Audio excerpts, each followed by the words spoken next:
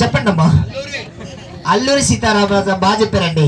అల్లూరి సీతారామరాజు గారు ఇక్కడ నుంచి స్వతంత్ర పోరాటం చేశారని చెప్పేసి హిస్టరీలో ఉంది. అండ్ ఆయన ఇక్కడ నుంచి పోరాటం స్టార్ట్ చేయకముందు నుంచి కూడా బిల్డింగ్ ఉంది. బట్ ఆ బిల్డింగ్ లో ఆయన 2-3 రోజులు అక్కడ స్టే చేశారని చెప్పేసి హిస్టరీలో ఉందండి.